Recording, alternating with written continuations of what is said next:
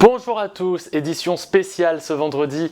Pourquoi édition spéciale du GMM? Eh bien parce que il s'est passé beaucoup de choses cette nuit et cet après-midi. Évidemment, vous le savez, les matières premières, notamment l'or et l'argent, se sont effondrés hier après-midi et dans la nuit, ce qui a d'ailleurs mis à mal ma vidéo matières premières qui a été tournée hier après-midi. Comme vous le savez, cela dit, le contenu de cette vidéo reste toujours globalement exact au niveau des fondamentaux. Évidemment, les chiffres sont un petit peu différents maintenant. Qu'est-ce qu'il s'est passé cet après-midi? Eh bien, Donald Trump a nommé Kevin Warsh à la tête de la Fed et on veut savoir un petit peu ce que ça veut dire pour les marchés. C'est ce qu'on voit donc dans ce trousse de Donald Trump. Donc on voit que il a nommé Kevin Warsh pour remplacer Jérôme Powell. Alors Kevin Warsh, c'est qui? C'est un ancien de la Fed. Il était déjà au board des gouverneurs, donc c'est un gouverneur de la Fed entre 2006 et 2011. Il a fait Stanford. Bon, c'est globalement républicain. C'est un allié de Donald Trump. Il est favorable à une baisse des taux à court terme. Sinon, il aurait probablement pas eu le job de toute manière. Mais à plus long terme, c'est possible qu'il soit quand même plutôt du côté de ceux qui veulent combattre l'inflation. C'est pas quelqu'un qui veut absolument baisser les taux pour baisser les taux comme le voudrait Donald Trump. Et ça a une influence sur le marché. Alors, au niveau de la baisse des taux, ça a plutôt une influence positive sur le Nasdaq. On voit ici, c'était la bougie. Donc ici, on est sur le Nasdaq 100 en H1 où il y a eu donc une hausse au moment de l'annonce.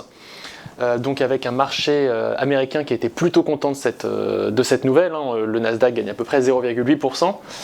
Par contre, au niveau des matières premières, c'est quelque chose d'assez différent. Donc évidemment, l'or baissait déjà avant.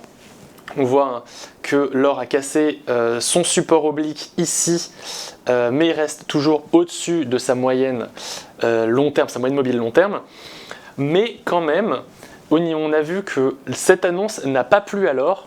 Pourquoi? Eh bien parce que même si c'est une baisse des taux à court terme, si ça favoriserait une baisse des taux à court terme, on rappelle que le président de la Fed n'a pas tous les pouvoirs à la Fed, il a une voix comme tout le monde, c'est plus un porte-parole de la Fed plutôt que quelqu'un qui a tous les pouvoirs, il a une voix et on rappelle que la Fed est plutôt globalement pour ne pas trop baisser les taux.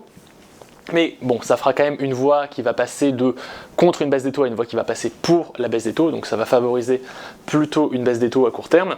Et normalement, ça devrait faire monter l'or, ce genre d'annonce, mais vu que à plus long terme, on pense qu'il ne serait pas toujours très favorable, il irait toujours dans le sens de Trump, on ne pense pas qu'il irait toujours dans le sens de Trump, pardon. C'est pas une nouvelle qui a particulièrement fait plaisir à l'or, donc c'est pour ça qu'on a eu une bougie pas très belle comme ça, là on est passé sous la moyenne mobile long terme avant de remonter, donc à voir ce qui va se passer au reste de la séance. Au niveau de l'argent, on a eu la même chose, on est passé sous les 100 $ pour l'argent, et là par contre on est passé sous la moyenne long terme, la moyenne mobile long terme, et l'argent tente de casser son support oblique, donc vraiment pas terrible pour l'argent, à voir ce qui va se passer. Et pour l'or on est toujours dans une tendance haussière, mais il faudrait rapidement repasser au-dessus de ce support. Voilà, c'était relativement rapide aujourd'hui, hein, c'était vraiment une édition breaking, édition spéciale. Vous retrouverez donc Antoine dès ce mardi, et c'était Mathéis Mouflet pour XTB.